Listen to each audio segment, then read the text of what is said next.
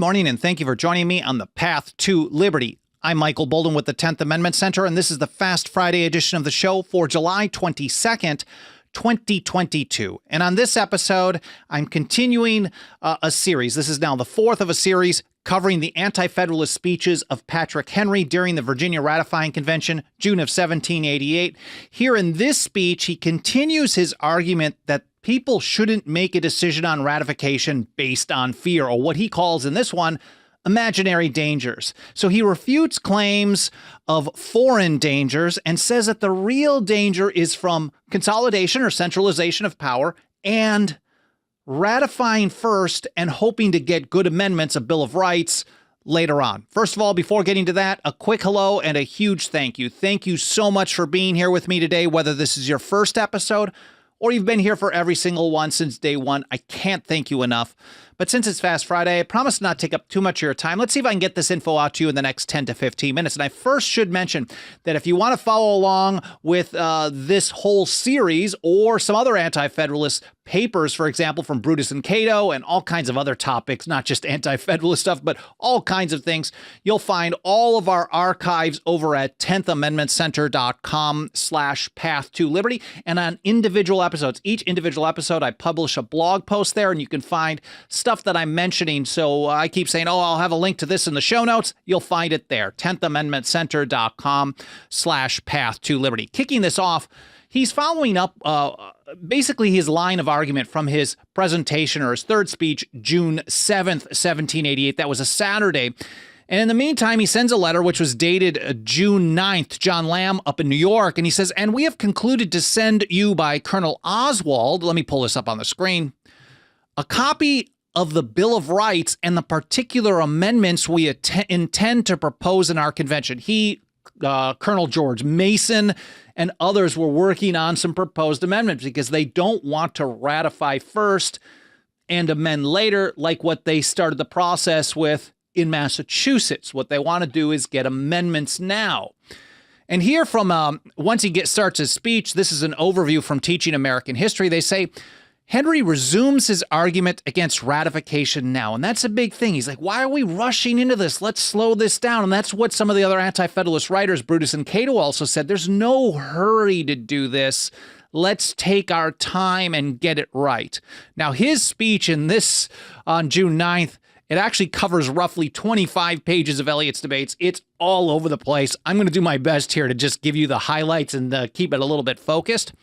They say he rejects the, quote, absurd and lunatic compromise. These are his words, absurd and lunatic compromise that we adopt first and then amend. He, like others up in New York State, were saying, like, if we're going to do this, let's do it right, because as soon as you give them power and then you try to restrict their power later on, the odds of that actually happening are pretty low. Now, they did get the Bill of Rights, which is what a lot of people actually wanted. Most of the people opposing ratification really just wanted a Bill of Rights added and some other structural things, but nothing that we're going to say, well, we're not going to ratify no matter what. And very surprisingly, they did get much of what they wanted in that Bill of Rights. And again, from the overview, he repeats his distinction between the real dangers of adopting the Constitution with its implied powers. He calls it so new, it wants a name. And in his terms, the imaginary dangers concocted by people like Edmund Randolph and others about life under the Articles of Confederation. Again, he's saying, don't let fear drive you. Fear is not the way we should look at this. So, and that's basically what he's saying here early on in his speech. He says, unless there be great and awful dangers, the change is dangerous, and the experiment ought not to be made. Is it not sufficient, he said, to feign? No, it is not sufficient to feign mere imaginary dangers. There must be dreadful reality. The great question between us is, does that reality exist? So that's his first question. He's basically setting the stage. We keep hearing how bad things are, and if we don't have this new general government, we're going to be in a bunch of trouble. And so that's what he's asking about. And here's how T.J. Martinell put it in an article covering this speech. The first real danger that he discussed was a dispute with Maine over the Mississippi. And TJ points out that Henry expressed skepticism that Spain was in any position to oppose American expansion, and therefore there was no need for a new federal government to deal with it. That was one of the arguments being made. Oh, we're having this problem on the Mississippi. We're trying to expand. Spain's going to get in the way. They might start a war, so we need a stronger general government to deal with this. And Henry not only was saying, well, look, this doesn't even seem to be the case. And TJ goes on, he says, Henry was equally dismissive of the notion that France would resort to military action to force the U.S. to meet its debt payments. Of course, that was one of the big problems, the debts being carried on from the War for Independence, the war against the British, and that was a significant part of the motivation behind moving to the Constitution for the United States from the Articles of Confederation, because they were saying, well, this whole requisition system isn't working. Patrick Henry in his previous speech says it's working exactly how it should.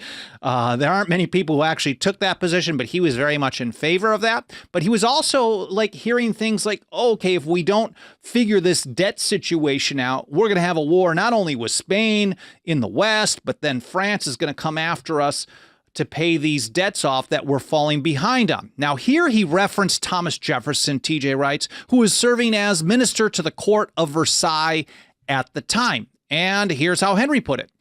We have information come from an illustrious citizen of Virginia who is now in Paris, which disproves the suggestions of such danger. So there's supposedly a lot of danger, and he's saying, well, I know a guy who happens to be there, and that dude is telling us there's no danger at all. Our ambassador tells you that the King of France has taken into consideration to enter into commercial regulations on reciprocal terms with us, which will be of peculiar advantage to us. Does this look like hostility? So if the case being made is that France is about to attack the U.S. and you're going to have another war, and no one wants to deal with that at this point. No way. He's saying, look, our ambassador there, who happens to be a pretty prominent Virginian that you all know and love, he's telling us this is not a problem at all. So he's refuting that. And then he goes a little further. He says, I might go farther. I might say, not from public authority, but good information, that his opinion, talking about Jefferson, is that you reject this government. So he's taking the position, and a lot of people will tell you today, oh, Jefferson's views on the Constitution doesn't matter because he wasn't in Philadelphia, but he certainly had a very heavy influence on some of these ratification debates. They like to cite him on both sides, of course, and maybe Jefferson liked that.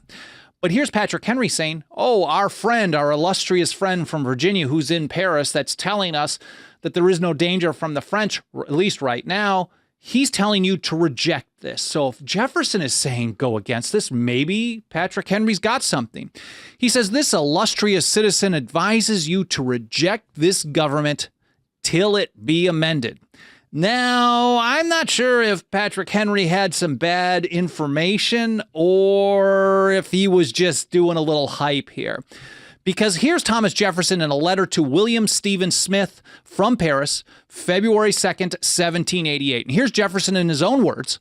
Were I in America, I would advocate it warmly, talking about adoption of the Constitution. I would advocate it warmly till 9 should have adopted, and then as warmly take the other side. So he was neither Federalist nor Anti-Federalist. Of course, he repeated that claim oftentimes. And here he is in February of 1788, a few months before the Virginia Ratifying Convention, saying, I would take the side of ratification until we get 9, and that means it's done. But then I would take those other ones and say, don't ratify. Don't ratify. They ought not to come into it till the Declaration of Rights is next to it, because Jefferson wanted to see a Bill of Rights or a Declaration of Rights as well. And this is why. He says, by this means, we should secure all the good of it by getting it ratified and procure so respectable an opposition as would induce the accepting states to offer a Bill of Rights. This would be the happiest turn the thing could take. So he's taking a strategic position. He does want to see it amended. He does want to see a Bill of Rights or a Declaration of Rights, but he doesn't want to see it rejected. He wants to have a bargaining chip. 4 states say no, the Constitution goes into effect, but those other 9 states want the 4 to come on board, so that's going to be their tool to bargain. So it sounds a little bit like Patrick Henry may have been stretching it a little bit there. And he had a very similar message. That wasn't just a one-timer. Over the next couple of months, he also wrote almost the exact same thing to James Madison and George Washington. And then it changed. His letter to Washington, I think, was early May. But by the end of May, he changed his tune a little bit. And here in a letter to Edward Carrington, May 27th, Jefferson says, "My first wish was that 9 states would adopt it in order to ensure what was good in it, and that others might, by holding off, produce the necessary amendments. But the plan of Massachusetts is far preferable, and I hope will be followed by those who are yet to decide." So he's referencing the deal that John Hancock and Samuel Adams made in the Massachusetts Ratifying Convention late January, early February, where it was certainly going to be voted down. They made a deal and said, let's ratify now and make a gentleman's deal. We are going to get amendments later. The first recommended amendment from Hancock and others was basically what became the 10th Amendment, very similar. So ratify first, amend later. And Jefferson said specifically in another letter when he talks about this plan of Massachusetts, he said that is to accept and to amend afterwards. Anyways, we can debate whether or not Patrick Henry was spinning a tall tale or not, or if he just had some incorrect information. But let's go back to his speech. He then moves on to consolidation. He said a number of characters of the greatest eminence in this country object to this government for its consolidating tendency. We know that consolidation means centralization of power. No one did a better job warning about the dangers of consolidation and why it was bad, I think, than Brutus did, the Anti-Federalist writer Brutus, in his first Anti-Federalist paper. You'll find that over at an episode covering that over at 10thamendmentcenter.com/path to liberty. Anyways, Patrick Henry talked about consolidation over and over and over, saying it would end in the destruction of our liberties. He was absolutely correct on that. He said, this is not imaginary. It is a formidable reality. This government, he said, will operate like an ambuscade, like an ambush, basically. It will destroy the state governments and swallow the liberties of the people without giving previous notice. And he continues, of course, he's citing his friend George Mason. He says, when he asked my opinion of consolidation, I think he was responding to Randolph here, of one power to reign over America with a strong hand, I will tell him I am persuaded of the rectitude of my honorable friend's opinion, Mr. Mason, that one government cannot reign over so extensive a country as this without absolute despotism. And from there, he gives us a pretty accurate prediction, I think. He kind of called how this would play out. He said, with respect to the economical operation of the new government, a lot of people were saying, oh, they just need basically import duties to fund the government. And a lot of the Anti-Federalists were basically taking the position like, you got to be kidding me. There's no way that's actually going to do the job. We hear people cite that. I know I've talked about that today, that the intention or the way it was sold by Federalists was that you weren't ever going to need a direct income tax, a tax on individuals. But the Anti-Federalists certainly called this. They said they're absolutely going to do this eventually over time. Maybe not the individual income tax, but they were expecting direct taxation on individuals because the structure of the government was going to lead to it being very expensive. And that's what he's saying. He's saying the national expenses are going to be increased, if not doubled. It will approach it very nearly. I might, without incurring the imputation of illiberality or extravagance, say that the expense will be multiplied tenfold. I might tell you of a numerous standing army, a great, powerful navy, a long and rapacious train of officers, deep state people will say, and dependents, independent of the president, senators, and representatives whose compensations are without limitations. So he was expecting this whole long train of dependents, this deep state, independent of Congress and the president, that was just going to live off of the public funding. And this was going to be very, very expensive, and it looks like Patrick Henry pretty much nailed it. And he goes to my favorite topic, of course, taxation, which is theft. He said we ought to be exceedingly cautious in giving up this life, this soul of money, this power of taxation to Congress. He said, what powerful check is there here to prevent the most extravagant and profligate squandering of the public money? What security have we in money matters? Mind you, this is before the first bank of Alexander Hamilton. This is before 1913 and the Federal Reserve. This is before they were able to print at whim, and they were still on a hard money system, and he was still expecting them to just, through taxation power, to just go absolutely nuts. And I'm sure he wouldn't be surprised into what we see today. Then he goes into checks and balances. And here it's interesting. I think you might be surprised to know that Patrick Henry actually preferred the British system with a hereditary nobility as part of the system to act as a check and balance rather than people elected at all levels of government. And then he gives us a couple of gems. I'm not going to get any details on that. Of course, you can read his entire 25-page speech if you like. It will be linked in the show notes. But he says, if you depend on your presidents and senators' patriotism, you are gone. So a lot of the Federalists were saying, look, the way this is structured, we've got great people here who love liberty. We, of course, just, had a great revolution for liberty, for freedom, to establish this new nation or this union of states. And the way we're structuring the system, the cream of the crop, they're going to rise to the top. We're going to have the best people, blah, blah, blah. And even those who may have agreed in the opposition, they repeatedly warned us that that's not how it's going to play in the long run. You can't just put the fate of your liberty into the hands or the hopes that the people in charge are just going to be good. And that's what he's saying here. If you depend on your presidents and senators' patriotism, you are gone. And this is one of my favorites. He said, if you have a good president, senators, and representatives, there is no danger. But can this be expected from human nature? This is a standard line of question from the Anti-Federalists. They repeatedly recognize that maxim, the Lord Acton, power corrupts and absolute power corrupts absolutely, but they also saw it on an entire continuum. And the Federalists actually repeatedly agreed with this as well, that power seeks to expand. Power is always, or as Abigail Adams put it, is ever grasping. It's saying, give, give, give. And that's really the case that Patrick Henry is making here. Human nature, we know that you people who want power are generally the bad guys.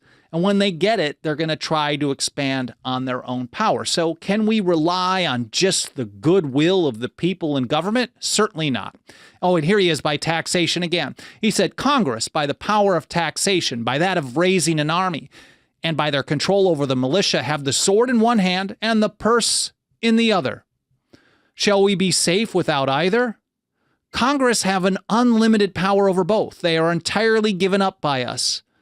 Let him candidly tell me, where and when did freedom exist when the sword and purse were given up by the people?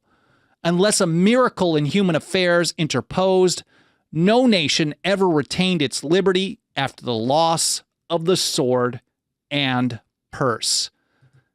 And then he closed out talking a little bit about the proceedings of Congress and said the liberties of a people never were nor ever will be secure when the transactions of their rulers may be concealed from them. And I like the fact that a lot of people, I know we've shared quotes like this from Patrick Henry and others many times. They always say, well, they're not rulers.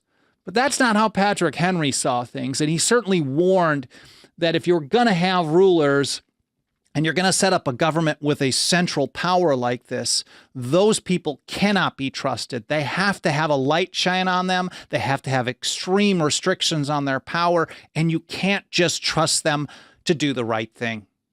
Well, I hope you guys found this interesting. I hope it was educational. More important than anything, I hope you learned something.